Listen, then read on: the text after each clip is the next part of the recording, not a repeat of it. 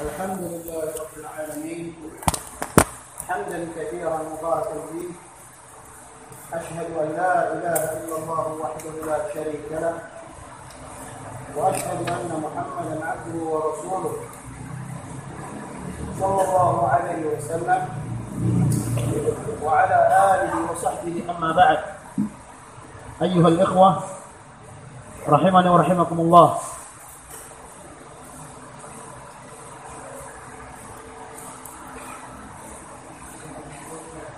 Kajian kitab Jami'ul Ulum wal Hikam lil Imam Ibn Rajab rahimahullah, al-hadits ats-tsamin wal 40, hadis yang ke-48.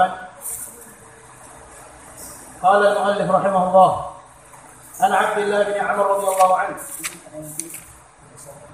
عن النبي صلى الله عليه وسلم قال: أربع من كن فيه كان منافقا، وإن كانت خصلة منهن فيه كانت فيه خصلة من النفاق حتى يدعها. من إذا حدث كذب، وإذا وعد أخلف، وإذا خاصم فجر، وإذا عاهد غدر. خرجه البخاري ومسلم. Ayyuhal ikhwah, hadis yang ke-48 riwayat dari Abdullah bin Amr radhiyallahu anhu, an Abdullah bin Amr radhiyallahu anhuma, dari An-Nabi sallallahu alaihi wasallam, beliau berkata, arba'un, 4 golongan, man kunna fi, barang siapa adalah 4 ini di dalam dirinya, terdapat hal ini sebagai pensifatan dirinya. Kana munafiqan, adalah dia seorang munafik. Wa in kanat khaslatun minhunna fi, walaupun adalah hanya satu bagian dari 4 ini terdapat pada dirinya. Arba'ah, satu saja, maka adalah orang ini dikatakan munafik. Orang ini dikatakan munafik. Kanat fihi khaslatun minan nifaq, kalau ada satu bagian maka adalah di dalam dirinya atau perkaranya satu bagian dari kemunafikan. Hatta yada'aha, sampai dia meninggalkannya, sampai dia meninggalkan perbuatan itu. Ini man idza haddatsa kadzab, barang siapa ketika dia bercerita dia dusta. Wa idza wa'ada akhlaf, dan ketika dia berjanji menyelisih. Wa idza khasama fajar, dan ketika bertengkar durhaka, lacur, mau menang sendiri, bukan mencari keadilan, bukan mencari kebenaran. Wa idza ahada, dan ketika dia berjanji fajar, durhaka, ya, melanggar janjinya, tidak menepati janjinya. Nah, bedanya wa'ada dengan ahada. Kalau wa'ada dia menyelisih si janjinya. Kalau ahada, ghadar, dia batalkan, dia lakukan sebaliknya. Misalnya dia janji tidak menyerang, ghadar itu dia menyerang. Misalnya seperti ini. Nah, ikhwani, hafizakumullah, hadis ini hadis azim. Rasulullah sallallahu alaihi wasallam mengatakan, kalau 4 perkara ini terkumpul, ini munafik murni. Kalau 4 hal ini ada pada dirinya, munafik murni. Yaitu ketika dia cerita dusta. Hizbiyun. Kalau tanya Ustaz, anak kadang-kadang sering mendengar antum mengatakan hizbiyun. Apa itu hizbiyun? Hizbiyun itu intinya adalah orang-orang yang loyalitas dan berlepas dirinya karena selain Allah. Karena selain Allah. Ada kalanya karena golongan, ada kalanya karena kelompok, ada kalanya karena hawa nafsu. Dan tidak satu pun seorang yang terfitnah dengan fitnah ini yang tidak berdusta. Maka karena mereka ini manusia banyak kecewa. Wa idza wa'ada Ketika berjanji, dia selisih. Wa idza khasama, ketika bertengkar, tak mau dihukumi dengan hukum Allah Subhanahu wa taala. Fajar. Tidak mau menang sendiri. Wa idza ahada fadar. Ketika terjadi perjanjian di antara atau perjanjian yang mengikat, maka dia membatalkan perjanjian. Ikhwan, sebagian ahlul ilm atau ahlul ilm menafsirkan an-nifaq, silakan ditulis, ahlul ilm menafsirkan an-nifaq dari sisi bahasa tergolong jenis tipuan dan makar.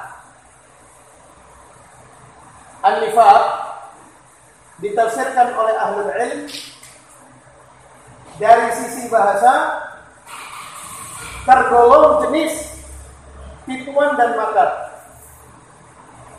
Menampakkan kebaikan, menyimpan hal yang menyelisih. Menampakkan kebaikan, menyimpan hakikat keburukan yang sebenarnya. Maka kemunafikan ini muaranya dalam hati. Yang mengetahui kemunafikan ini, hakikatnya, murninya kemunafikan itu Allah Subhanahu wa taala. Sebab dia menyamarkannya di dalam hati. Allah membagi manusia 3 kelompok. Mukmin, kafir, munafik. Wa dalil surat Al-Baqarah ayat pertama sampai ayat 20. 5 ayat pertama menceritakan mukmin. 2 ayat kafir. 13 ayat munafik. Dimana? Karena munafik sangat berbahaya. Mereka zahirnya berada di kalangan kaum muslimin, hatinya bersama kafirin.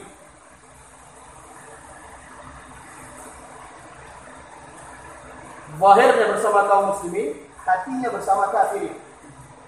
Nah, jadi ahlul ilm menganggap orang-orang yang dikatakan munafik ini dari sisi bahasa tergolong jenis tipuan dan makar.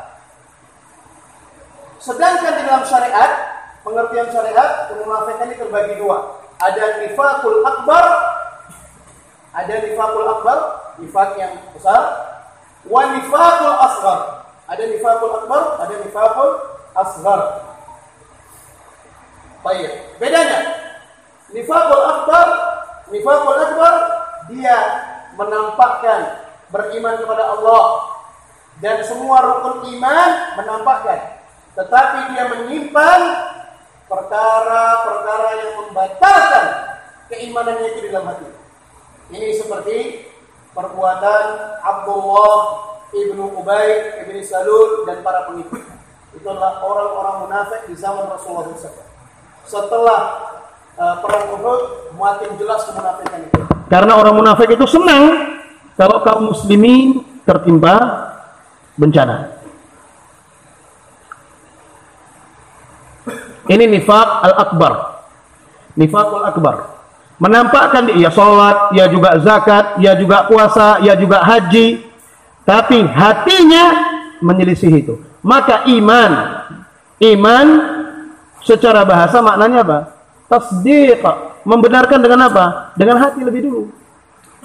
Tasdiqu bil qalb, baru diucapkan dengan lisan, diamalkan dengan anggota badan. Makna iman inda ahli sunnah wal jamaah, yantiqu bil lisan wa ya'taqidu bil qalb wal 'amalu bil jawarih, yazidu bit ta'ah wa yanqusu bil ma'siyah.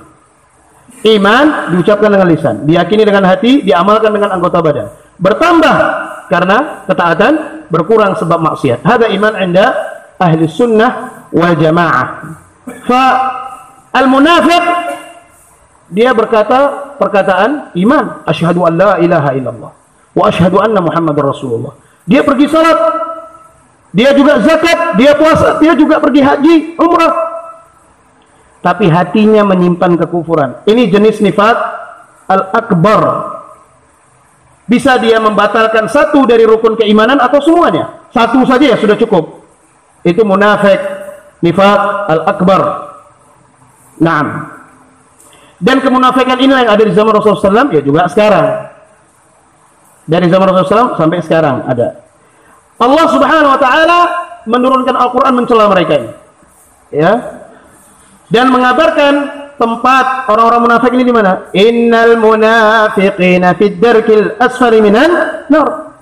Sesungguhnya orang-orang munafik itu mereka berada dalam kerak neraka. Dalam sekamnya dia. Api atas, bara, dia di dalam, bawah api lagi. Di situlah tempat orang munafik.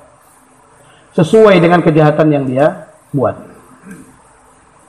Allah Subhanahu wa taala mengatakan tidak terkumpul kebaikan pada seorang manusia sampai dia mengamalkan ayat laisal birra an tuwallu wujuhakum qibala al-masyriqi wal maghrib walakinnal birra man amana billahi wal yawmil akhir wal malaikah wal kitab wan nabiyyin wa atal mala ala hubbihi dzawil qurba wal yatama wal masakin wa ibnis sabil wasailina wa fir riqab wa aqamas shalah wa atuz zakah wal mufuna bi ahdihim idza ahadu. Dan mereka orang yang menepati janji ketika mereka berjanji. Wasabirina fil ba'sa'i wad dharra wa hinal ba's. Ini adalah ciri-ciri orang-orang yang mengumpulkan kebaikan di sisinya, yaitu seorang mukmin. Dia benarkan dengan hatinya. Hatinya tempat muncul segala kebaikan. Yang tercabang dari ibadah hati ini yaitu niat, ya, tercabang lisan dan anggota badannya. Baik, kemudian jenis munafikan yang kedua adalah nifaqul asghar. Nifaqul asghar inilah nifaqul amal. Nifaq al-amal. Yakni seorang menampakkan secara zahir dia saleh tapi hatinya menyelisihi itu. Ini menimpa orang-orang yang riya. Dia menampakkan ibadahnya khusyuk tapi hatinya bukan menyerahkan ibadah itu untuk Allah. Hatinya menyerahkan itu untuk dipuji sama orang. Itu namanya nifaqul amal. Nifaq al-amal. Nah, kemudian landasan kemunafikan ini kembali bagian-bagian yang disebutkan padanya di dalam hadis-hadis ini, ya empat ini. Yang pertama ketika bercerita dusta. Masa menyampaikan agama Allah berdusta? Karena dia nggak bisa mengerjakan, dia rubah. Ini contoh orang munafik sebenarnya. Tapi antum jangan menghukumi dia munafik. Jangan maksudnya langsung mengatakan anta munafik dan semisalnya. Intabih. Karena memunafikkan orang berarti kita mengkafirkannya. Kalau betul dia munafik, kalau tidak kembali kekufuran itu kepada kita. Hati-hati. Tetapi kalau kita melihat itu, kita jauhi. Ini gimana ini? Dia menyampaikan A, yang dia kerjakan B. Ini kan dusta dia. Ini lebih berbahaya. Rasulullah SAW mengancamnya, man kadzaba alayya muta'ammidan falyatabawwa maq'adahu finnar. Barang siapa yang berdusta atas namaku, dia bawa-bawa syariat, istilah-istilah Islam untuk membenarkan apa yang menjadi agenda mereka. Kadzab. Tidak satu pun hizbiyun di muka bumi ini kecuali menggunakan dusta untuk mensukseskan agenda mereka. Jadi kita harus cerdas menilai itu semua. Sebab kondisi agama kita dinilai dari teman bergaul kita siapa. Ar-rajul ala dini khalilih falyanzur ahadukum man yukhalil. Rasulullah mengatakan seorang laki-laki dilihat dari agama temannya. Sebab puncak dari keislaman kita, ya kawan, puncak dari keislaman kita ditunjukkan dengan loyalitas dan berlepas dirinya kita terhadap suatu perkara.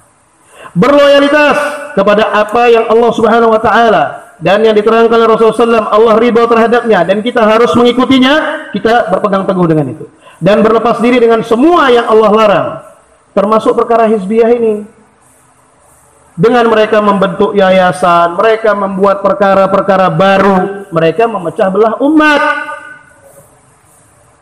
Waalaikumsalam warahmatullahi wabarakatuh. Jadi tingkah mereka ini dengan berorganisasi, beryayasan untuk memecah belah umat.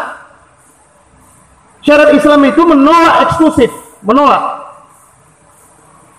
Syariat Islam itu memerintahkan kita untuk menegakkan kalimat Allah, dan itulah mujahid yang sebenarnya. Kalau dia bilang dia dakwah jihad fi sabilillah, qala sallallahu alaihi wasallam, man qatala liyakuna kalimatullahi al-ulya fahuwa fi sabilillah. Barang siapa yang dia berperang, tujuan dia berperang, dia menerangkan semua kesesatan ini dan itu supaya kalimat Allah itu tinggi, luhur, diikuti, maka ini mujahid fisabilillah. Walaupun dia nggak mati di medan perang, mungkin dia mati di atas tempat tidurnya, tetapi sepanjang hidupnya jihad dan fisabilillah. Kenapa? Karena esensi jihad sebenarnya adalah menegakkan, memuliakan kalimat Allah, sehingga kita hanya tunduk kepada Allah, tidak tunduk kepada selain Allah Azza wa Jalla. Ini kehidupan orang-orang merdeka. Kalau ikut kelompok-kelompok itu tidak merdeka, tidak berdasarkan dalil. Apa kata Pak Ketua, apa kata Ibu Bendahara, bahkan ibu-ibu pun dijadikan pengurus, dijadikan pengatur. Ada lagi ustadz yang ngaku salafi tapi istrinya dibiarkan ngatur semuanya. Apa ini? Qala Rasulullah sallallahu alaihi wasallam, la tuflihul qaum walla amrahum imra'ah. Tidak akan beruntung suatu kaum kalau yang mengatur perkara mereka perempuan. Perempuan ya kita yang ngatur. Ar-rijalu qawwamuna 'alan nisa'.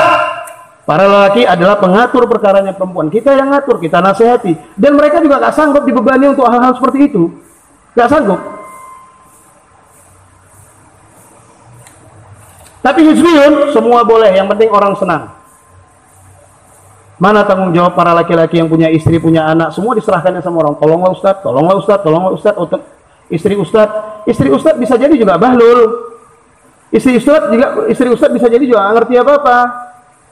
Tapi itu adalah satu hal yang berbahaya, sebab mestinya Ustaz ya mengamalkan ayat ya ayyuhalladzina amanu qu anfusakum wa ahlikum nar.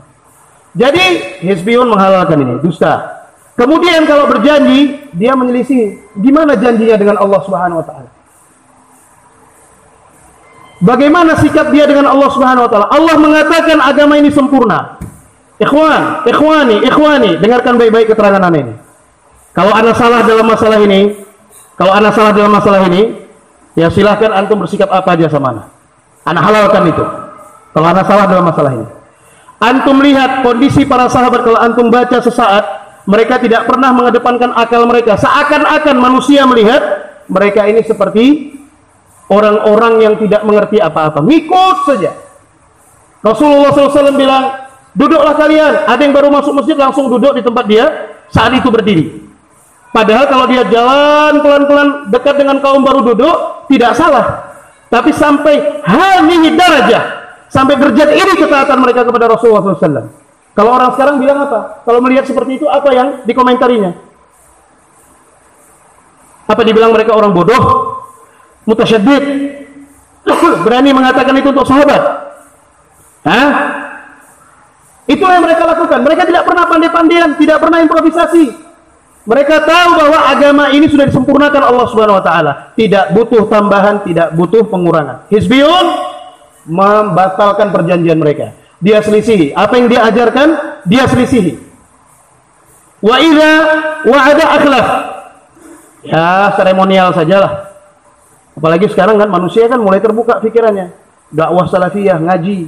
Orang senang ngaji, kena tipu lagi. Maka dari itu berdoa, banyak berdoa kepada Allah Azza wa Jalla. Doa itu penting, itu silahul mu'min. Jangan sembarangan minta kepada Allah, Allahumma arini haqqan haqqan warzuqni ittiba'ah wa arini batilan batila warzuqni ijtinabah. Kalau dia batil tinggalkan. Ini agama, gak bisa main-main kita. Gak bisa malas-malas. Antum mau makan aja pilih makanan yang sehat, mau minum pilih minuman yang sehat. Kok agama mudah-mudah? Kenapa mau ikutin hawa nafsu? Ingat, kita diperintah untuk memurnikan, bukan banyak beramal. Kalau memang kita nggak bisa melakukannya, jangan dirubah. Hukum misalnya, hukum pembunuhan, pancung. Mau manusia satu dunia ini teriak mengatakan tidak boleh, hukuman mati lagi, terserah mereka mau teriak-teriak melong-melong di sana, nggak ada urusan sama kita. Kita tetap katakan kutiba alaikumul qisasu fil qatla. Allah Subhanahu wa taala berkata kutiba alaikumul qisasu fil qatla. Intaha. Walakum fil qisasi hayatun ya ulil albab la'allakum tuflihun. Selesai. Itu prinsip namanya. Orang mau bilang kaku, mau bilang mutasyaddid, mau bilang ini, kefat. Tapi dalam muamalah kita enggak seperti itu. Ini prinsip. Hizbiyun enggak ada sama mereka nih. Oh, enggak, jangan keras sekali. Ini kasihan orang begini. Khata. Ajarkan mereka perkara yang benar dan ikuti uslub dakwah. Ud'u ila sabili rabbika bil hikmah wal mau'izatil hasanah wajadilhum billati hi ahsan. Nasihat terus, bukan kita kemudian bertindak kasar, enggak. Ini enggak lembut tapi berubah peraturan. Buat apa? Hada akhlaf. Wa idza khasama fajar. Dan kalau bertengkar fajar, lihat kalau mereka membuat orang lari dari majelis hak. Coba lihat. Macam-macam dusta yang dia katakan. Si fulan begini, si fulan begini, si fulan begini. Kita bahas masalah yayasan, dia tuduhnya hajuriun. Kita langsung mentasnif orang, mengelompokkan orang, tidak memberikan kesempatan manusia untuk meneliti mana yang benar, mana yang salah. Hati-hati, jangan pikir mereka selamat dari bagian-bagian ini. Yang kita heran ini kan kadang-kadang menceritakan bagian-bagian ini seakan-akan ya itu terjadi sama orang, bukan sama yang ngomong ini gitu. Maka kita harus menimbang diri kita. Kita ada nggak bagian ini sama kita? Begini nggak sifat kita? Baik kepada Allah Subhanahu Wa Taala maupun kepada muamalah kita dengan manusia. Hak Allah untuk kita tetapi itu lebih besar, lebih berhak. Setelahnya kedua orang tua. Wa'budullaha wa la tusyriku bihi syai'a wa bil walidaini ihsana. Wa idza khasama fajar. Dari mana kita tahu bahwa ketika bertengkar dia berlaku durhaka? Pertama, tidak mau berhukum dengan hukum Allah. Dinukilkan. Seorang munafik bertengkar dengan Yahudi. Dihukumi oleh Rasulullah sallallahu alaihi wasallam. Si munafik mengatakan, "Ayo kita pergi ketemu Umar bin Khattab radhiyallahu anhu." Rasulullah. Fala wa rabbika la yu'minun hatta yuhaqqimuka fima shajara bainahum. Thumma la yajidu fi anfusihim harajan mimma qadait. Wa yusallimu taslima. Maka tidak demi Rabb engkau Muhammad, tidak beriman mereka. Munafik enggak punya keimanan, enggak mau berhukum dengan hukum Allah. La yu'minun. Mereka tidak beriman sampai mereka berhukum, meminta hukum kepada engkau dalam perkara yang mereka perselisihkan. Kemudian mereka tidak mendapati di dalam hatinya rasa berat menerima ketentuan hukum tersebut, dan mereka menyerah dengan penyerahan sungguh. Ini enggak. Dia pergi menjumpai Umar. Umar bilang, "Baik, sebentar." Pergi ke belakang ambil pedang, dibacok sama Umar. Rasulullah SAW sudah menghukumi begini, dia menolak, itu kufur kalau menolak hukum Rasulullah SAW. Nah sekarang anak tanya, Hizbiyun mau nggak berhukum dengan hukum Allah? Kalau mereka mau berhukum dengan hukum Allah, mereka bersikap adil setelah tahu kebenaran. Benar, adil. Benar, adil. Baca nasihat-nasihat itu. Kita berada dalam kebaikan. Terus-terusan kita berada dalam kebaikan karena kita saling menasihati. Qala Allah Jalla wa Ala, "Kuntum khaira ummatin ukhrijat lin-nas, ta'muruna bil ma'ruf wa tanhauna 'anil munkar wa tu'minuna billah." Walau kana ahlul kitab walau amanu ahlul kitab lakana khairan lahum. Adalah kalian umat sebaik-baiknya umat yang dikeluarkan kepada manusia. Apa bukti kebaikan buat umat ini? Ta'muruna bil ma'ruf wa tanhauna 'anil munkar. Kalian saling memerintah dengan kebaikan dan saling menasihati melarang dari kemungkaran. Wa tu'minuna billah. Dan itu semua asasnya adalah beriman kepada Allah Azza wa Jalla. Sedangkan munafik mana mau? Jadi mau bibirnya sampai jeber mengatakan dakwahnya dakwah salafiyah, dia dai salafi tapi menyelisih Al-Quran wa sunnah, nggak kritis, tidak mau menerima nasihat, menjelek-jelekkan orang yang berbuat baik. Tanda fajar. Ketika bertengkar mau menang sendiri, tidak mau berhukum dengan hukum syar'i. Inna lillahi wa inna raji'un. Qala Allah Jalla wa Ala, lu'ina alladhina kafaru min bani Israila ala lisani Dawud wa Isa bin Maryam. ذلك بما عصوا وكانوا يعتدون كانوا لا يتناهون عن منكر فعلوه. Allah Subhanahu wa taala mengatakan orang-orang kafir dari ahlul kitab min bani Israel dilaknat lewat lisannya Daud wa Isa bin Maryam. Demikian itu karena mereka melewati batas. Mereka menentang Allah Subhanahu wa taala. Bukti penentangan mereka, la yatanahawna an munkarin fa'aluh. Mereka tidak saling melarang dari kemungkaran, bahkan mereka mengerjakannya. Tapi sama kanu ya'malun. Niscaya itu sejelek-jelek perkara yang mereka kerjakan. Sekarang saya tanya, coba lihat Hizbiyun. Sampai antum pun takut mau menasihati mungkin. Jangan menasihati, mengingkari aja enggak berani. Itu jelas salah. Orang Rasulullah SAW melarang, dia bilang boleh. Rasulullah SAW bilang enggak boleh, dia bilang enggak. Ulama berfatwa ini dan itu. Apa bedanya dengan orang yang ditegasi oleh Umar itu? Berarti kan nggak menerima apa yang Rasulullah SAW katakan. Ini hati-hati, ini fajar. Idza khasama fajar. Hati-hati, ini termasuk bagian darinya. Tapi kan selama ini kalau menjelaskan hadis ini selalu yang dibahas kok muamalahnya dengan manusia. Kalau antum nggak tepat janji sama ana, ada bagian munafik ini. Kadang-kadang kita harus memberikan udzur dalam masalah itu. Ya, harus memberikan udzur dalam masalah itu. Wa idza ahada ghadar, dan ketika dia mengikat perjanjian, dia tidak menepati isi janjinya. Ini semua ada pada hizbiyun. Kan dia janji sama Allah Subhanahu wa taala untuk memurnikan kan? Diperintah apa dia? Apa yang disuruh Allah Subhanahu wa taala kepadanya? Wa takum minkum ummatun yad'una ilal khair wa ya'muruna bil ma'ruf wa yanhauna 'anil munkar wa ulaika humul muflihun. Allah menjanji dia untuk melakukan itu. Kemudian dia menyelisihinya. Sekarang ya Allah, ana sebutlah namanya. Ali Nur itu nelpon ibu-ibu ya untuk datang pergi bazar. Ada dakwah. Urusan apa dia dengan perempuan? Ibu-ibu di teleponnya. Datanglah, ini bazar ini. Hadad din. Pernahkah Rasulullah SAW mengajak orang pada dunia? Pernahkah Rasulullah SAW sibuk dengan dunia? Kalau dia mau belajar jualan, anak ajarin dia jualan. Tapi nggak perlu nelfon mak-mak. Suruh ikut bazar, suruh mereka ikhtilat di pasar. Kita menyuruh supaya suami-suaminya yang turun ke pasar. Capek ya, memang begitu. Li'annakum qawwamuna 'alan nisa. Memang begitu aturannya, jangan dirubah. Oh itu keras sekali. Taklim, perempuan nengok mukanya begini. Untuk apa? Untuk apa dia dilihat mukanya? Rasulullah SAW perintah kepada kita bagaimana? Allah Subhanahu wa taala perintah sama kita bagaimana? Disuruh menundukkan pandangan, dia nampakkan. Nengok mak-mak. Atau nengok siapa? Anak-anak perempuan akhwat. Kalau yang pakai sutroh itu berarti mutasyaddid. Apalagi itu kalau yang model ustadznya ada yang ngintip pun dimarahin dia. Ada mutasyaddid. Justru yang mutasyaddid itu mereka. Siapa yang tidak mengamalkan dalil Al-Quran wa sunnah mutasyaddid. Yang mengamalkan dalil Al-Quran wa sunnah mukmin. Karena dia takut kepada Allah Subhanahu wa taala.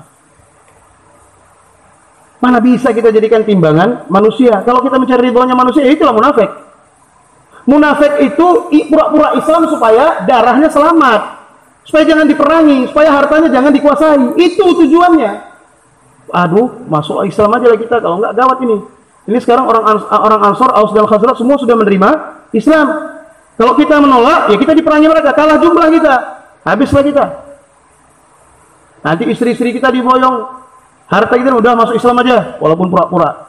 Kapan ada kesempatan lengah, hajar. Disebutkan dalam Al-Quran begitu banyak, termasuk mereka membangun masjid dirar. Mereka sengaja mengundang Rasulullah SAW untuk duduk tepat di bawah, kemudian tinggal dilempar batu dari atas. Dakwah salafiyah, ya tidak sembarang orang bisa membawanya. Semua boleh ngaku jadi da'i ini, fadhal. Ma fis muskilah. Lakin, mada qala Allah Jalla wa'ala? Innal ladhina qalu Rabbuna Allah thumma istaqamu fala khaufun 'alaihim wa lahum yahzanun. Istiqamah. Untuk apa antum menyampaikan dalil hak Al-Quran terus kalah dengan kemauan manusia? Kami kalau nggak bisa lihat ustadznya nggak mau ngaji, nggak apa-apa. Nggak usah ngaji. Kenapa rupanya? Apa kita rugi? Gara-gara orang misalnya mau riba, kita rusak hukum Allah. Perempuan jadi boleh ngelihat kita, boleh duduk hadap-hadapan. Kok bisa jadi tawar-menawar begini agama? Tak berusaha untuk mencari kebenaran. Padahal udah nggak samar buat kita kan. Berapa banyak kerusakan terjadi gara-gara ikhtilat ini. Nah, ketika kita memeranginya, sekarang orang udah menerima gara-gara mereka. Jadi bermudah-mudahan. Allah nggak apa-apa. Ustadz itu bilang nggak apa-apa kok. Manusia kan begitu. Ustadz itu bilang tidak apa-apa. Nah itu akan dia tanggung dosa. Saya hamilu auzarahum kamilatan yaumal qiyamah. Ya akhi, ana ingatkan antum semua. Ana mengingatkan diri ana sendiri dan antum semua. Kalau antum nggak bisa mengerjakan apa yang Allah perintahkan, jangan antum rubah hukumnya. Ingat antum itu hamba Allah yang dhaif. Barangkali Allah akan mengampuni antum kalau antum betul-betul bertaubat kepada Allah. Tapi ketika antum melakukan bid'ah, membuat pembaruan dan banyak diikuti orang, itu menjadi tanggungan dosa antum nanti. Tidak usah kita berusaha mengajak orang supaya orang ikut kebaikan, tapi dengan cara yang benar. Tidak usah sibuk dengan jumlah. Nggak usah sibuk dengan keterkenalan. Ngapain harus maksa kali jadi artis di YouTube dan semisalnya. Kalau dia butuh ilmu, dia datang belajar. Dia nggak butuh ilmu, ma'assalamah. Memang zaman ini seperti itu. Tapi teruslah berdakwah. Sabar. Apa yang antum dengar malam ini, sampaikan keluarga antum. Sampaikan kepada anak-anak antum. Hidayah dari Allah Subhanahu wa taala. Balighu anni walau ayah. Qala Rasulullah sallallahu balighu anni walau ayah. Sampaikanlah dariku walaupun satu ayat. Balighu, taklif, beban sama kita. Setiap orang yang tahu ilmu walau satu, sampaikan.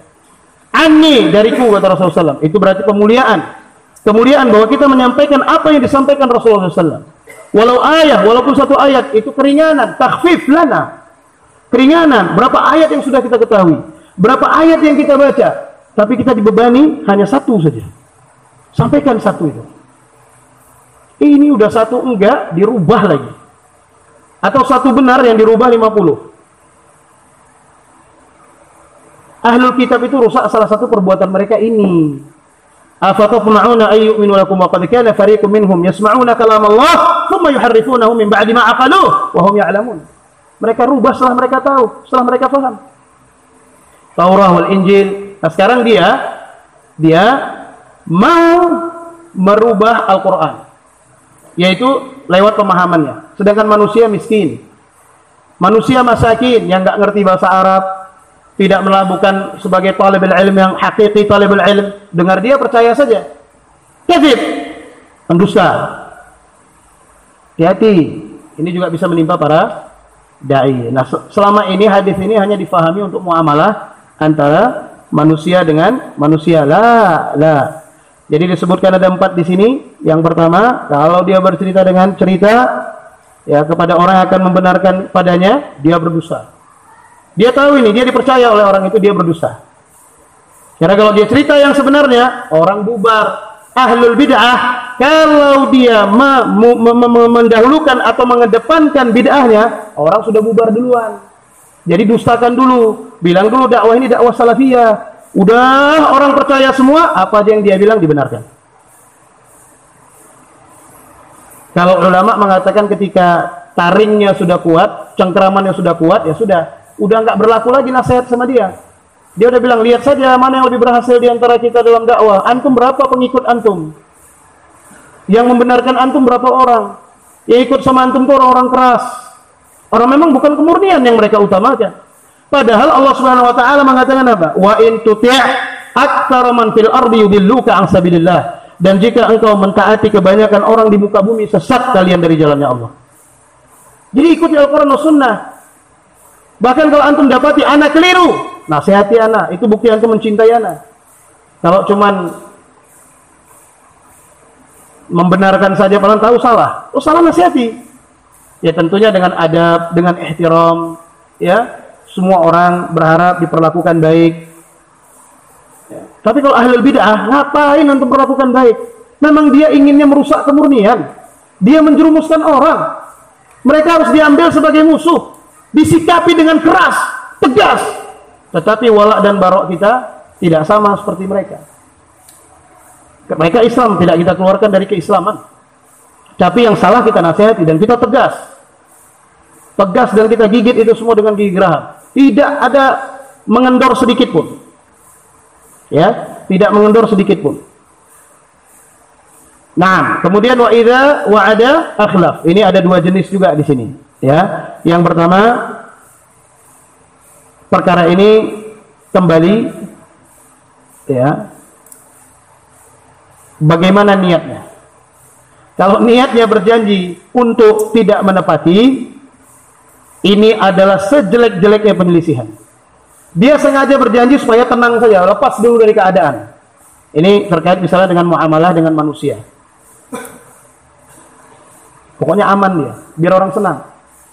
Nanti bisa datang nggak? Ini, oh bisa insya Allah. Tapi dalam hatinya anak nggak akan datang. Ini sejelek-jeleknya penyelisihan. Hati-hati.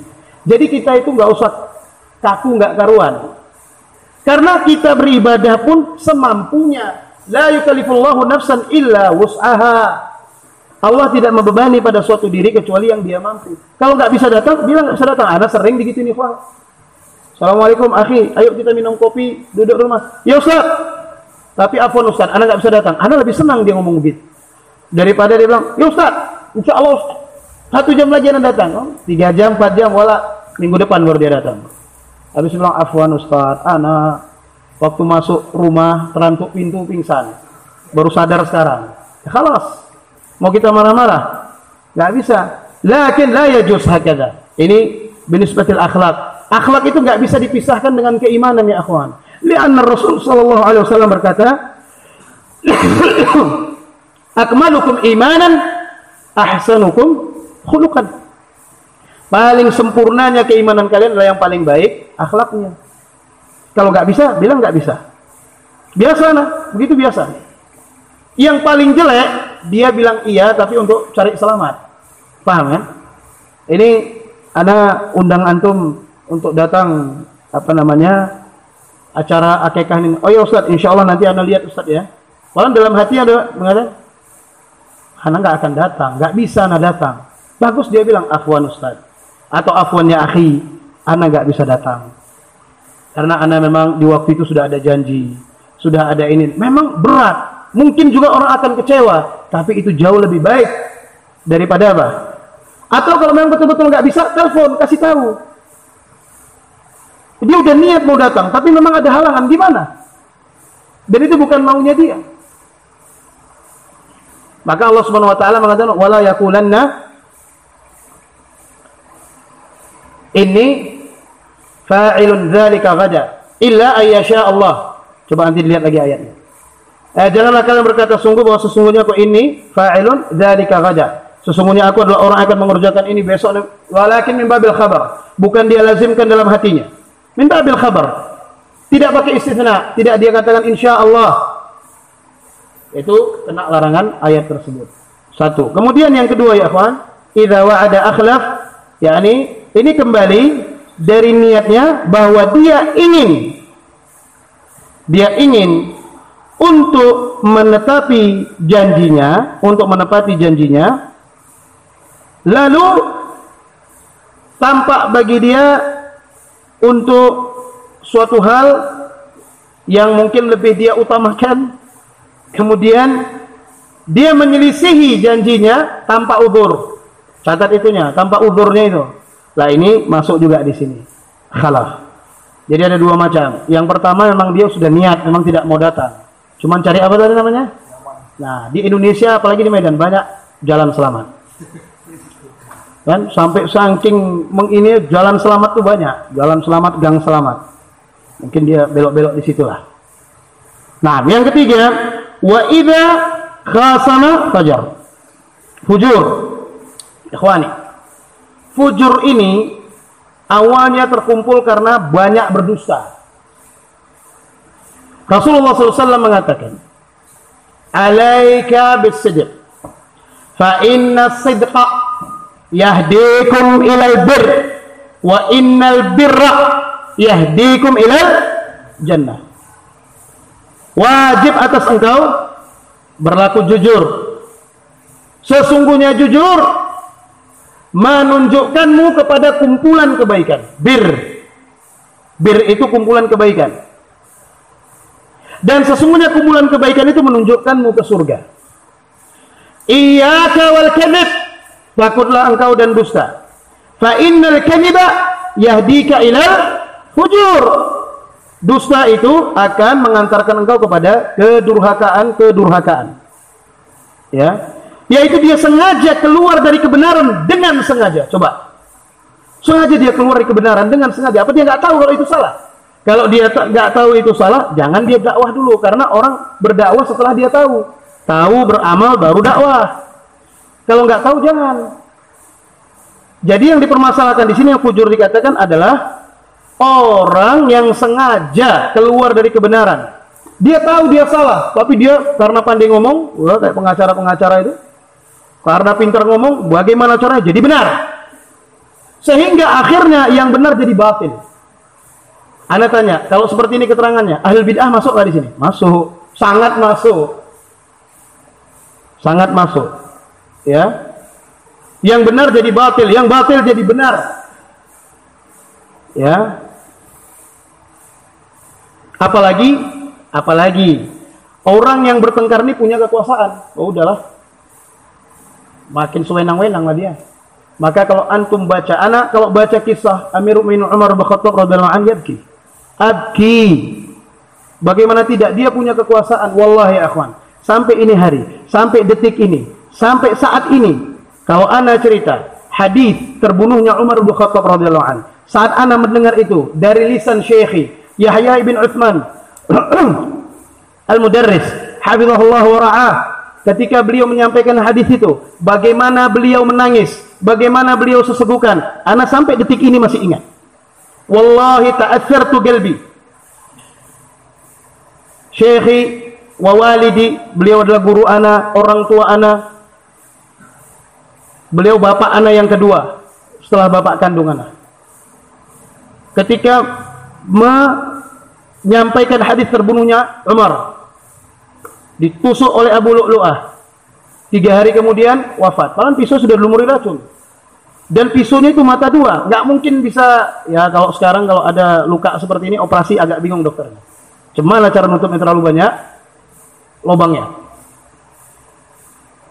Ya dokter yang operasi kan istilahnya memperbaiki keadaan manusia kan. Jadi Ibnu Abbas waktu menjenguk melihat Umar diminumkan susu keluar dari ususnya itu. Jadi para atibba, para tabib masa itu udah tahu ini nggak akan bertahan lama. Tapi lihat ketika Umar, dia punya kekuasaan, bisa saja dia mengatakan setelah aku wafat angkat anakku Abdullah bin Umar sebagai Amirul Mukminin. Tidak, bahkan dia larang langsung. Jangan kalian angkat Abdullah bin Umar radhiyallahu anhuma sebagai Amirul Mukminin. Satu.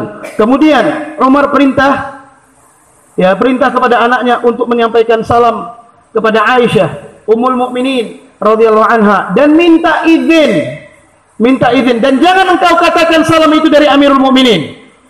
Katakan Umar bin Khattab anakmu, karena istri-istri Nabi adalah ibu-ibunya orang yang beriman. Katakan Umar bin Khattab yaqra'u alaikis salam. Kemudian minta izin kepadanya agar jenazahku diperbolehkan dikuburkan di samping Rasulullah. Aisyah menangis, Ummul Mukminin radhiyallahu anha. Dan dia berkata sebenarnya dia menginginkan tempat itu untuk dirinya. Tapi Allah memberikan taufik kepada Umar bin Khattab radhiyallahu anhu, karena Umar selama hidupnya sangat mencintai Rasulullah dan Abu Bakar radhiyallahu anhu. Sampai matinya pun ingin bersama. Begitulah Ahlus Sunnah mestinya. Bersama di atas al-haq, mati pun bersama di atas al-haq, apapun yang terjadi. Itu prinsip. Kemudian di akhir-akhir hidupnya Umar lagi-lagi mengatakan kepada anaknya, nanti setelah aku wafat, setelah kalian mandikan, kalian kafani, kemudian akan dikebumikan, sampaikan salam lagi. Ini hari aku bukan Amirul Mukminin. Umar, dia punya kekuasaan, kan jauh dengan orang sekarang. Baru jadi ketua yayasan aja udah kurang ngajar, minta ampun, ngaku ustadz lagi. Yang begini ngaku ustadz ya Pak, punya yayasan salafiyah, ini kan kurang ajar ini. Merasa berkuasa, padahal tidak ada orang yang memberikan kekuasaan pada dia. Dia membuat kekuasaan dalam kekuasaan, memanfaatkan kebodohan walil amr dalam masalah ini. Ini orang jujur, ini orang baik. Lah, ini penjahat yang merusak Islam, merusak manusia. Umar nggak seperti itu. Amirul Mukminin, di mana kalian dari mencontoh sahabat? Di mana? Nggak sibuk dengan pimpinan, tidak sibuk dengan ini, musyawarah selalu, menghormati pendapat saudara-saudaranya. Ya begitu salaf.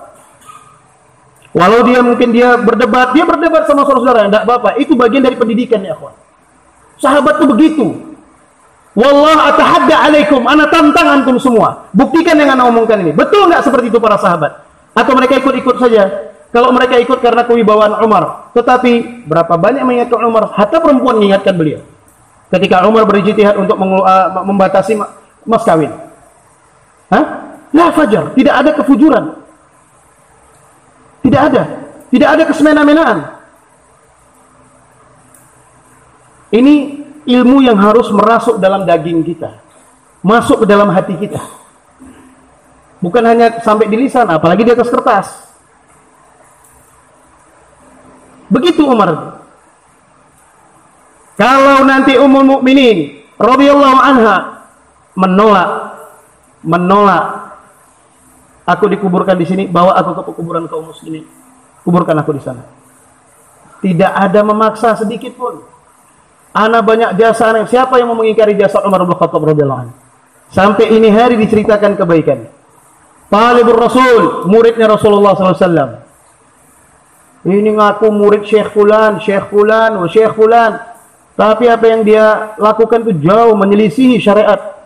Bahkan sangat-sangat menyelisihi. Tawadhu mafi. Fujur. Ya, fujur. Gara-gara dia yang benar kelihatan batil, yang batil dilihat benar. Orang percaya aja. Percaya saja. Bahkan antum sendiri mungkin sudah putus asa kan? Jumpa sama-sama sholat ya dengan celana agak ketat sedikit. Celana jeans ya. Atau nggak usah jeans lah. Keper.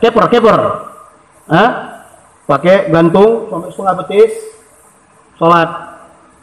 Salafi. Ini ngajinya salafi, yang gurunya salafi. Gurunya dokter loh di Madinah, ngajar di Masjid Nabawi. Itulah dalil disi mereka. Sementara kita katakan ya Bani Adam, khudhu zinatakum 'inda kulli masjid. Diperintah untuk menutup aurat. Kita kenapa harus mencemplungkan diri dalam khilafiyah? Kalau kita bisa selamat, udahlah, apa sih susahnya bawa sarung? Salat itu adalah ibadah yang pertama kali dihisab oleh Allah Subhanahu wa taala. Awwal ma yuhasibul 'abd yaumil qiyamah as-salah.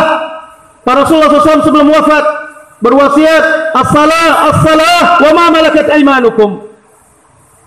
Terus enggak apa-apa, ini yang begini salatnya sahih. Hadza min babil ahkam. Antum boleh menceritakan itu tafsir. Lakin arahkan manusia karena ibadah tanpa kehati-hatian itu berbahaya. Sholat aja dia pakai celana, tenang, auratnya terbentuk. Dia hanya membungkus aurat, tidak menutup aurat. Apa enggak takut sholatnya ditolak? Memang masalah diterima atau tidaknya amalan, ya kita menghukumi berdasarkan dalil. Masalah hakikatnya Allah Subhanahu wa taala yang lebih menghukumi. Tapi kalau misalnya antum kan enggak tahu hati anak, urusan Allah ini, untuk apa kita belajar agama? Untuk apa kita tahu rambu-rambu semuanya? Kalau enggak untuk kita kerjakan, bukan untuk memudahkan kita ibadah, untuk membangun keyakinan dalam ibadah kita atau di atas ibadah kita. Hizbiyun merusak ini semua. Merusak ini semua. Fujur.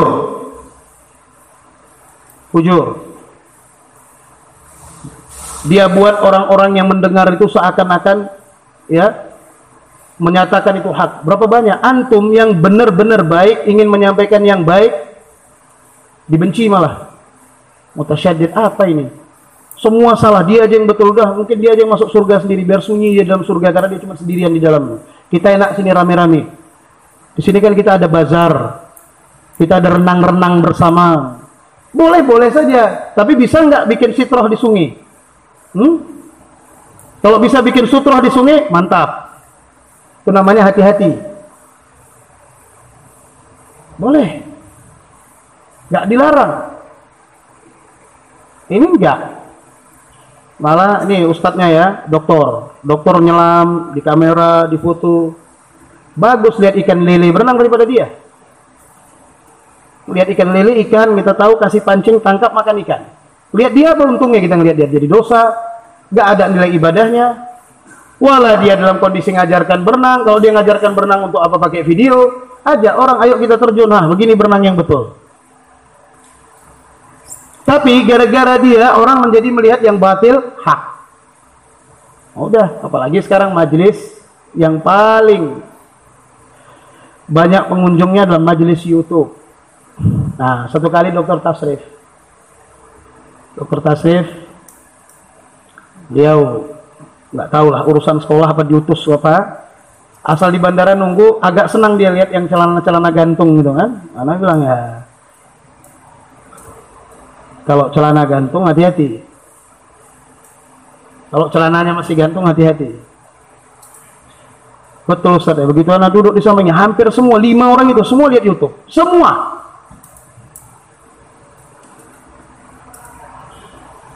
Bas, majelisnya YouTube. Wa ana salafi. Nama itu enggak berubah hakikat ya akhwan. Baik, warabi' yang keempat, idza ahada ghadar. Ketika terikat perjanjian, dia durhaka, dia tidak menepati isi janjinya. Baik, yang kelima disebutkan dalam hadis yang lain, al-khiyanah fil amanah. Khianat dalam amanah. Khianat fil amanah. yakni ketika seorang diberikan amanah, ya, maka yang wajib dia lakukan apa? Mendatangkan amanah tersebut.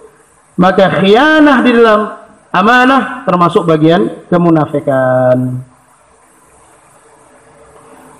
Sehingga kesimpulannya ya akhwan, tanda-tanda kemunafikan ini kembali kepada tampilan seseorang dan keadaan hatinya.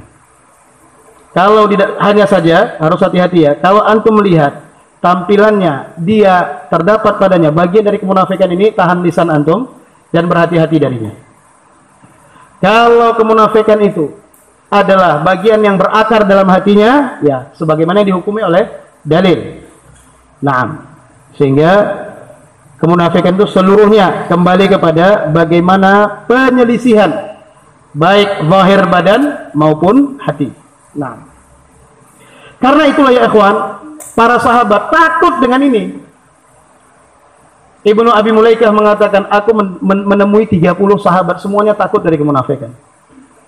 Kalau sekarang malah bangga. Ya, takut dari kemunafikan menimpa diri mereka. Bahkan Umar bin Khattab radhiyallahu anhu bertanya kepada siapa? Hudzaifah. Hudzaifah sahibus sir. Ya, orang yang memiliki rahasia Rasulullah SAW. Dia tahu siapa-siapa saja yang disebut sebagai munafik oleh Rasulullah SAW. Umar saking takutnya, Umar bertanya kepadanya, apakah Rasulullah SAW menyebutkan namaku? Umar dengan keutamaan yang ada padanya, ya, ketika mendengar misalnya keterangan ada seorang laki-laki masuk dalam neraka, dia pikir itu adalah dirinya. Sampai kita kepada rasa takut seperti ini, akhwan. Kalau ilmu kita belum mewariskan rasa takut kepada kita, itu belum bermanfaat ilmu. Ya, karena ilmu itu mesti mewariskan khasyah. Innama yakhshallaha min ibadihi al-ulama'u. Sesungguhnya hamba-hamba Allah yang takut kepadanya adalah para ulama, orang yang banyak ilmu. Jadi kalau ilmunya tidak membuahkan hasil rasa takut kepada Allah Subhanahu wa taala, apa manfaat ilmunya? Nah,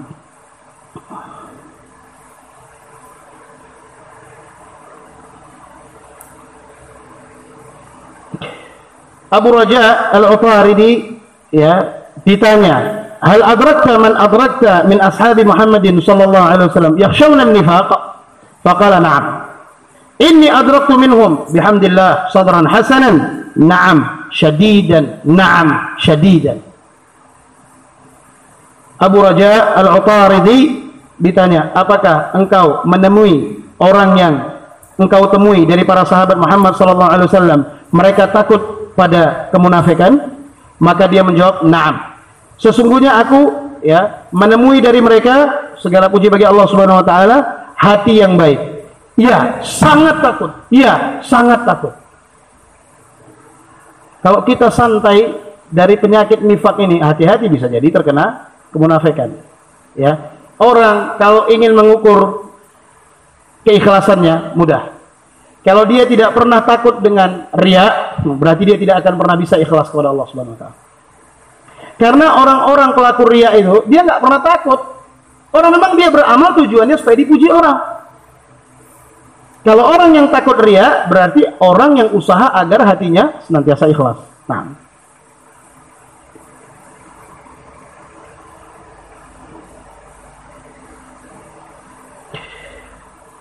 ya akhwan, barakallahu fikum. Fa ila huna darsuna min kitab Jami'ul Ulum wal Hikam.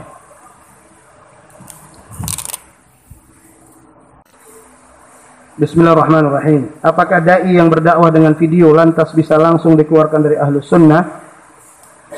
Al-jawab, dalam masalah ini kita lihat, kalau sebagian ulama berijtihad, itu hak mereka. Kita tidak bisa melarang orang yang berijtihad. Video itu misalnya dia bilang tidak membuat apa-apa atau menangkap gambar asli, itu tidak masalah. Tetapi yang jadi maksud Anda bukan masalah berarti tidak salah. Ya, ulama berijtihad itu hak mereka sesuai dengan kapasitas keilmuan mereka. Tetapi adalah kesalahan memaksa manusia untuk mengikuti ijtihad. Kalau kita menghindari video itu lebih tepat. Tapi bagi dai-dai yang memaksa memastikan bahwa ini benar dan harus menggunakan sarana ini, bahkan sampai mengatakan orang-orang yang melarang menggunakan media video adalah orang-orang yang keras, mutasyaddid dan semisalnya, bagaimana Ahlus Sunnah seperti ini? Kalau walak dan baroknya sempit, ya keluar dari Ahlus Sunnah. Nah, itu yang harus dipahami. Bagaimana kalau ada dai yang mengharamkan yayasan dakwah tetapi masih dakwah dengan video? Nafsul hikayah. Selamat dari satu masalah, tidak selamat dari masalah yang lain. Ya, kita harus berupaya murni itu, menjaga. Dan kemurnian itu dengan melaksanakan perintah semampunya, menjauhi larangan tidak ada dinilai dengan kemampuan. Kalau sudah dilarang, udah tinggalkan. Beda orang berbuat maksiat terang-terangan dengan orang yang berbuat maksiat diam-diam. Justru kalau antum dapati saudara antum bikin maksiat diam-diam, tidak halal antum memberitahukan sama orang. Misalnya antum lihat saudara antum kadang-kadang lihat YouTube gitu kan, terus ini tukang lihat YouTube, haram ada. Kecuali dia bilang, tafadhalu ya akhwan, ta'alu, kita nonton sama-sama. Nah, itu beda. Beda sikap kita. Bisa dipahami? Ya. Li'anna Rasul sallallahu alaihi wasallam yaqul, kullu ummati mu'afa illa al-mujahirun. Illa al-mujahirin. Kullu ummati mu'afa illa al-mujahirin. Setiap umatku diampuni kecuali orang-orang yang terang-terangan berbuat dosa. Terang-terangan mengajak kepada maksiat. Jadi hati-hati. Seorang dai ilallah dia bisa mendapat kebaikan yang luar biasa dan juga bisa mendapat mudarat yang luar biasa. Senantiasa orang yang berdakwah ada dua kondisinya. Imma dia berdakwah ikhlas karena Allah Subhanahu wa taala, wa imma dia berdakwah kepada Allah dan juga berdakwah kepada dirinya sebagaimana hal ini menjadi perkataan Ibnu Qayyim Al-Jauziyah rahimahullah. Kapan kita mengetahui seorang itu berdakwah kepada dirinya? Perkara-perkara yang diharamkan Allah yang di depan matanya tidak dia ingkari. Tapi perkara-perkara yang bertentangan dengan hawa nafsunya dan agendanya, dia ngamuk sebesar-besarnya. Antum bisa menilai dai-dai yang seperti ini adalah dai yang mengajak kepada hawa nafsunya. Ana kasih tahu jaringnya. Jangan tanyakan ana namanya. Karena kalau ana tahu namanya, kalau dia berbahaya dan diketahui orang banyak kerusakannya, ana sampaikan kerusakan. Dan ana yakin pemerintah kalau mengetahui dakwah salafiyah yang murni, ana kabarkan kabar gembira sama antum. Pemerintah Aljazair, alhamdulillah Syekh Abdul Hamid mengirimkan berita ini, hati ana gembira luar biasa. Akhuna Syekh Yusuf Al-Jazairi hafizahullah wa ra'ah, beliau difitnah sampai di penjara. Dakwah salafiyah di negeri Aljazair dikatakan dakwah khawarij. Ini dakwahnya mutasyaddid ini sampai beliau di penjara tanpa tahqiq. Ditangkap di penjara begitu saja. Bahkan dulu para masyayikh ada yang dakwah ke sana, ditangkap, dicukur paksa jenggotnya. Ada salah satu syekh kita pulang ke Damaj itu dia nangis. Di penjara, coba dakwah dia dapatkan cobaan seperti itu. Dakwah ke Aljazair ditangkap karena fitnah. Siapa yang memfitnah? Mereka hizbiyun. Haula syayatin minal ins. Hizbiyun yang memfitnah itu. Ini dakwah yang mutasyaddid, yang melarang yayasan begini. Padahal kita mengajak khair. Bukalah betul-betul hati itu karena Allah Subhanahu wa taala. Di mana letak salahnya nasihat ini? Di mana pembenaran boleh minta-minta atas nama dakwah? Di mana pembenaran untuk itu semua? Mana dalil kalian? Kalau kita nggak bersatu di atas dalil, berarti kita mau dipersatukan di atas hawa nafsu. Gimana ini? Oh nggak bisa, mutasyaddid. Asal ada kekuatan tangkap aja dia. Nanti banyak orang yang berpengaruh dimasukkan penjara. Syekhnya dan beberapa tulab masuk penjara. Luar biasa. Ada yang satu dulunya dia pelatih tentara. Insaf, ya. Ditangkap, disuruh melatih lagi. Dan tentara antum tahu mana boleh tiara jenggot. Dia nggak mau, dipaksa, wajib militer. Dia bilang dengan syarat, saya mau melatih, taat kepada walil amr, tapi jangan cukur jenggot. Ya akhwan, hatta jenggot di negeri Muslim. Aljazair itu masih bahasa Arab. Jenggot dipermasalahkan karena siapa? Karena haula'i syayatin minal ins. Akhirnya ikhwah kita di penjara. Dan pertolongan dari Allah Subhanahu wa taala, mungkin udah tahunan itu. Berapa tahun yang lalu kejadiannya. Dibawa ke majelis sidang, Akhirnya alhamdulillah dengan taufik dari Allah Subhanahu wa taala, hakim memutuskan bahwa dakwah salafiyah, kitab-kitab mereka semua diperiksa, tidak ada satupun didapati unsur bahwa dakwah mereka itu dakwah khawarij, menentang kepada pemerintah muslim, tidak ada sama sekali. Diketok palu bebas semuanya. Wa Syekh Abdul Hamid dan yang lain-lain memberikan nasihat, ya kita bergembira memberikan nasihat, apa yang terjadi kepada kalian sabar. Barangkali itu semua akan menjadi takfir, pelebur dosa-dosa dan kesalahan-kesalahan. Nasbir. Ini semua fitnah dari mereka. Tidak ada orang lain yang ikhwanul muflisin. Kalau diganggu, ya kepentingannya, antum lihat nanti permusuhan. Kalau dia berkuasa, musibah. Musibah. Kalau mereka berkuasa, musibah.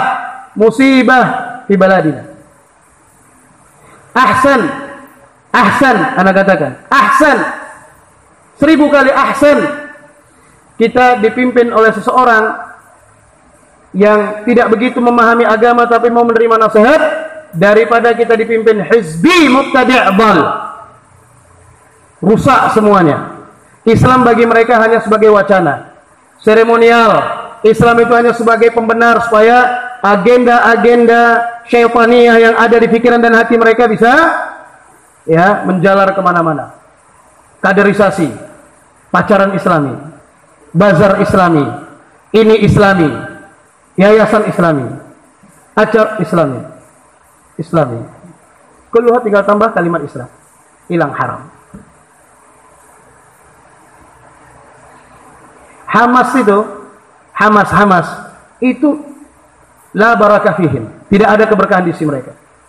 Gaduh-gaduh, semua ada. Syiah pun ada. Makanya nggak usah heran kemarin siapa Sulaiman Qasim Sulaimani, kembali Qasim Sulaimani, Syiah, Iran, syaitan kabir, maut, alhamdulillah bimautih, dipuji-puji ya mereka. Ini dua jenderal ini yang membuat terowongan bolak-balik datang ke Gaza gini, kalam syaitan minal ins. Hamas itu yang ngomong itu. Hamas ini gerombolan perusahaan. Ana syahid binafsi, ana menyaksikan bagaimana Malik Abdullah rahimahullah di awal-awal ana datang sampai di Masjidil Haram. Alhamdulillah malam itu ana umrah. Tengah malam tiba-tiba ana lihat banyak tentara datang. Gruk ramai tentara. Biasanya kalau begitu itu ada tamu-tamu negara yang umrah mau masuk ke Masjidil Haram, ya. Saat itu Fatah PLO dengan Hamas diundang, didamaikan di Qasr Malaki di istana, ya, di depan bab Malik Abdul Aziz itu. Jabal Qubais. Dulu Jabal Qubais di situ. Didamaikan di situ. Hiwar pemerintah Saudi, semoga Allah menjaga mereka. Luar biasa upaya mereka untuk kaum muslimin. Malik Abdullah membangun 15.000 rumah di Gaza. Bifulusih, dengan hartanya. Gak ada orang yang tahu, gak ada yang meliput. Tapi coba kalau syaitan Iran, syaitan Syiah, la'natullah alaihim, semua media membawa Amerika wa sawa. Amerika sama Iran gak akan mungkin perang. Kulluhum yahud nafsuh, sama mereka itu. Gak ada itu perang, ini kena drone, kena ini, kena itu, memang semua politik. Musuh mereka Mamlakatul Arabiyatus Saudiyah. Tinggal satu ya akhwan, Mamlakah Khatul Ahmar. Tinggal satu negara Islam. Mesir intaha. Siapa lagi? Tunis intaha, Libya intaha, Yaman lihat keributannya, Irak intaha, Suria ma baqi ilal mamlakah. Tinggal mamlakah. Semua Esdoger. Tahu Esdoger kan? Tahu Esdoger enggak? Erdogan, Esdoger. Kemudian semua Ikhwan Muflisin, kemudian Al-Qaeda, ISIS, semua kemana arah mereka? Saudi. Tapi sekarang dibikin pesta begini, itu urusan mereka, itu dosa-dosa mereka. Lakin balad al-haramain, Makkah wal Madinah, ini kewajiban kita untuk menjaganya bersama. Fidaan bi arwahina wa anfusina. Kita jaga. Naam, wa nahnu ma'al al-haq. Kita bersama kebenaran. Dimanapun kebenaran itu satu. Imam Ahlus Sunnah Rasulullah SAW. Bukan seperti mereka. Ya, Yusuf Qaradawi, imam, wa hada Ahmad Khatib alladhi yaqul Baitul Ibrahimi. Tahu istilah Baitul Ibrahimi tahu? Ini orang-orang pluralisme termasuk siapa namanya itu? Yang dai terkenal dari Imarat.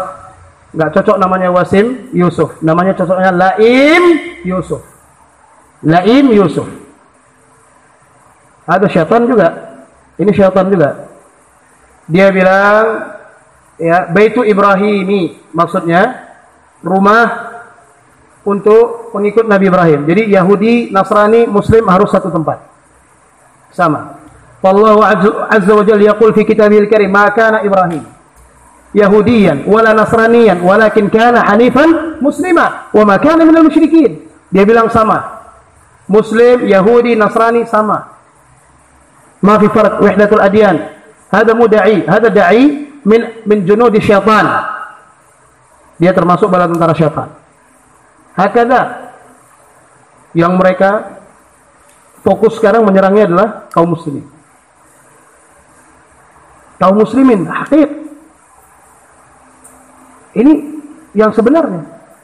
Ana menyaksikan, ana melihat jalan ini berdua, gandengan tangan, ditemani tentara kanan kiri. Kemudian salat, setelah itu kalau nggak salah masuk ke dalam Ka'bah. Kemudian antum tahu dikasih lagi uang bantuan. Ana waktu itu malam itu umroh. Ana sendiri umroh. Jangan di pinggir lagi dah, tentara semua. Tapi ana lihat mereka dari dekat. Ana lihat Mahmud Abbas dari dekat, nampak semua. Ana lihat siapa itu namanya Al-Muqtadi' Ismail Haniyah dari dekat. Mustahil ya akhi. Sudah selesai satu hari, besok malam mereka perang lagi. Kenapa? Karena mereka berbuat li ajliha. Ma li ajli al-Quds. Tidak karena Masjidul Aqsa wala Aisyah. Hamas ma huwa yuridul islah. Hamas tidak menginginkan kebaikan. Hamas kelompok gaduh-gaduh, semua ada di situ. Syiah ini semua ada. Tamam?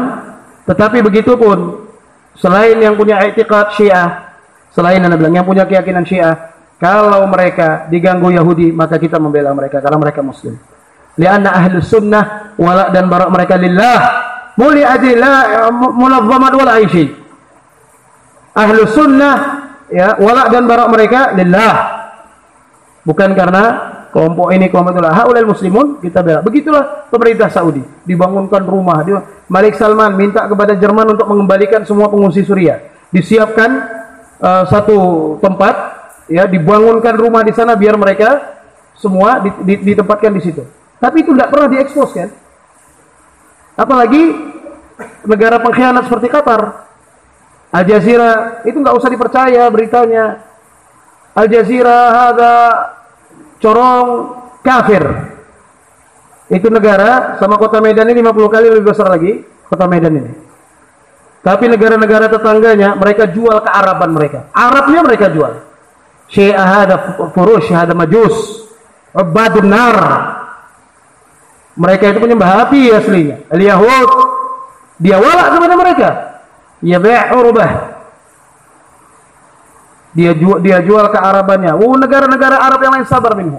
Masar dirusak. Siapa yang merusak itu? Siapa yang melindungi Yusuf Qaradawi? Qatar. Qatar negara la barakata fih. Qatar negara khain, negara pengkhianat. Qatar khain, pengkhianat. Antum lihat ada Turkiyun al-kadzdzab, Turkiyun kadzdzab. Ana bilang Turkiyun man kadzdzab. Yang memamerkan ini jubah Rasulullah, ini jenggot Rasulullah. Tabarruk.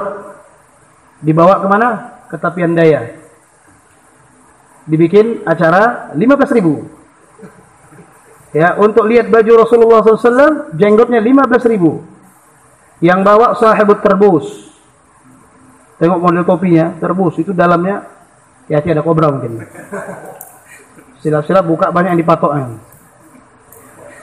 Kadzdzab. Rasulullah SAW melarang ini sebenarnya. Jadi keberkahan Allah jadikan ada dua pembagiannya. Ya, ini sedikit kita bicara tabarruk, babil aqidah. Tabarruk nau'an. Tabarruk yang Allah khususkan pada diri Rasulullah SAW. ludah beliau, keringat beliau, rambut beliau. Ya, ini ada keberkahan yang Allah letakkan atau jadikan keberkahan itu ada padanya. Ini selama Rasulullah SAW memang dari beliau seperti Ummu Salamah menyimpan rambut Rasulullah SAW. Asal ada orang sakit, direndam rambut itu kemudian dikasih minum sembuh. Sahabat yang lain juga begitu. Abu Talha ketika Rasulullah SAW cukur, ya tahallul dari ihram, diberikan nih, dikasih sama dia, ini dikasih sama ini. Ada yang Rasulullah SAW lagi tidur, dikeroknya, diambil keringatnya, dimasukkan dalam botol, dijadikan minyak wangi. Itu Rasulullah SAW. Ludah beliau sebagaimana utusan kafir Makkah pada perjanjian Hudaybiyah, mereka mengatakan apa? Begitu balik ke kaumnya, aku tidak pernah melihat seseorang diperlakukan seperti Muhammad sallallahu alaihi wasallam oleh para sahabatnya. Ludahnya enggak jatuh ke tanah. Rasulullah meludah, udah ada yang nampung. Dan yang perlu antum catat, Rasulullah SAW rajin gosok gigi. Ya, sampai mau meninggal, mau wafat, Abdurrahman ibnu Abi Bakar radhiyallahu anhuma datang menjenguk. Yang Rasulullah SAW lihat adalah siwak yang dipegangnya. Dan Aisyah mengerti, diambil Aisyah, kemudian dipotongnya, dihaluskan oleh Aisyah, kemudian diberikan kepada Rasulullah SAW, beliau bersiwak. Rasulullah SAW berkata, "Laula an asyqa ala ummati la amartuhum bisiwakin inda kulli salatin." Tapi ludah Umar Hafid, atau Umar Hafid, Dajjal minal Yaman, ini bau. Pasti bau. Jadi enggak ada Allah Subhanahu wa taala terangkan ada keberkahan pada anak cucunya. Ini kedustaan ini. Kemudian tahnik, melembutkan kurma, menyulangkan kepada anak yang baru lahir. Tahnik, ya. Itu hanya kekhususan Rasulullah SAW saja. Tidak ada para sahabat yang melakukan itu. Dikatakan seperti ini, dia tidak terima. Makanya antum lihat kan, wah di video-video JJL ini, ada anak kecil datang Pak Siwa. Sambil senyum. Tabarruk. Bagaimana bisa disamakan ludah dia dengan ludah Rasulullah SAW? Di Sudan sana, di Mauritania sana, nih Sufiyun, inna lillahi wa inna ilaihi raji'un. Begitu gurunya meludah, wah bau sangit lah. Hah?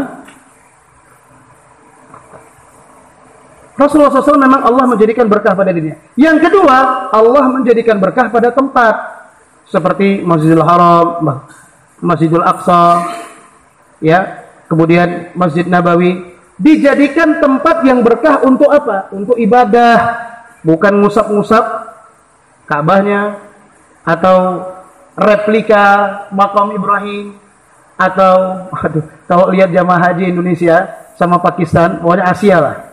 Ini karena jahatnya Sufiyun ini. Ini korban Sufiyun semuanya. Ya, tasawuf itu. Kenapa mereka begitu marah dengan dakwah salafiyah? Karena kita yang bongkar. Coba antum lihat nanti kalau Allah mudahkan antum berangkat haji atau umrah. Lagi rame-ramenya Indonesia. Baju biru langit. Nah, kemeja, bawa sorban ditaruh di sini sama sejadah. Begitu masuk, subhanallah. Bagus sekali. Jangan lupa. Ana kalau sudah begitu, ana nyamar jadi orang Arab. La, haram. Kalau pakai bahasa Indonesia dia bisa marah. Haram la yajuz. Al barakah an ta'budallah fi hadzal makan. Ud'u Allah. Ya Syekh. Karena kalau ana bahasa Indonesia ketahuan. La, haram.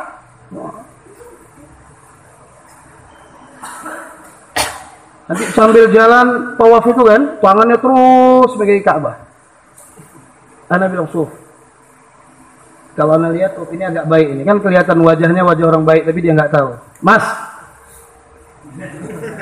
ini casingnya sini punya ini katanya. Tapi kok bilang mas? Masih belum percaya dia. Hajj. Tadi dia ngomong atau bukan ya? Nah jalan lah. Pak, begini Pak, ini mumpung Bapak di tempat yang diberkahi Allah Subhanahu wa taala, Bapak tawaf itu tidak ada ya ketentuan harus membaca, wah tawaf pertama doanya ini, tawaf kedua habis tawaf satu pun nggak ada doa yang bisa dibacanya. Ya, taqul subhanallah walhamdulillah wala ilaha illallah Allahu akbar wala haula wala quwwata illa billah, atau doa atau baca Al-Qur'an. Ya, doa sampai di mana rukun Yaman, Rabbana atina fid dunya hasanah wa fil akhirati hasanah wa qina adzaban nar, atau Allahumma inni as'alukal afwa wal afiyah fid dunya wal akhirah. Doa, minta doa yang banyak Pak. Kok bisa bahasa Indonesia? Ya sakit, kulo alhamdulillah sakit basa Jawi lah. Oh, masya Allah di peluk-peluk Syekh ini betul. Nggak lah sampai begitu kali. Karena kadang-kadang ada talib Indonesia, orang-orang Indonesia yang belajar di sana, apa di Jamiah Islamiyah, atau mereka kadang-kadang ditugaskan di situ kan oleh Jaliyat, itu nggak begitu didengar sama mereka. Karena gayanya sok gaya-gaya orang sana gitu.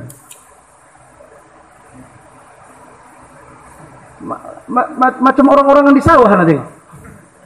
Ya akhi, talatuf ma'an nas, sambil ketawa, gandeng, pegang tangannya. Pak hati-hati Pak, sini jangan Pak. Kok bisa bahasa Indonesia? Kerja di kedutaan ya?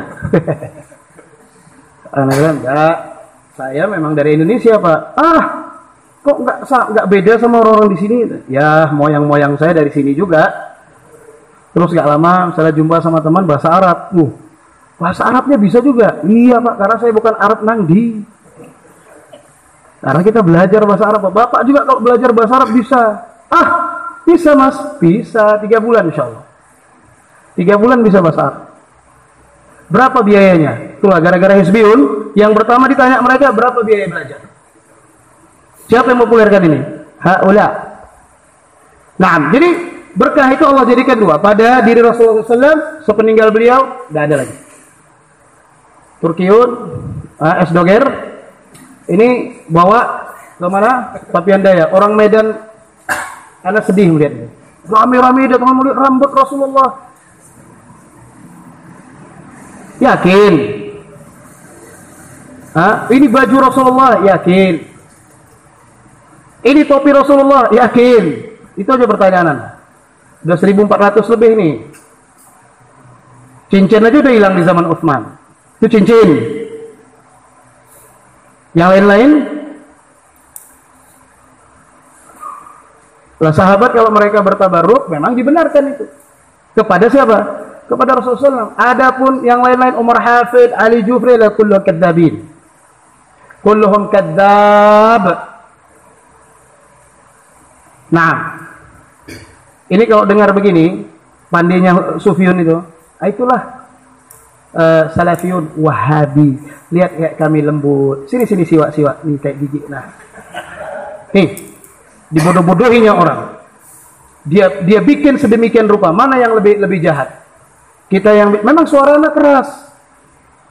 Kalau suara tiba-tiba mengecil, nanti anda bilang Ustaz sakit, udahlah istirahat dulu Ustaz. Nah, ini harus begini terus dia intonasinya.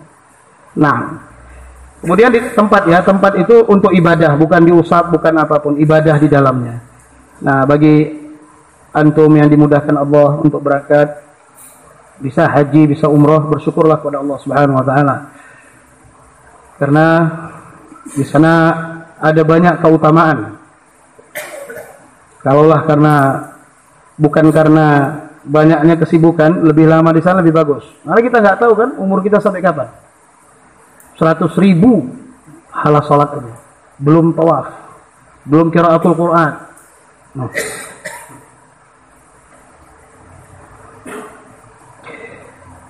فنكتفي بهذا القدر وجزاكم الله خيرا سبحانك اللهم ربنا وبحمدك أشهد أن لا إله إلا أنت أستغفرك وأتوب إليك بارك الله فيكم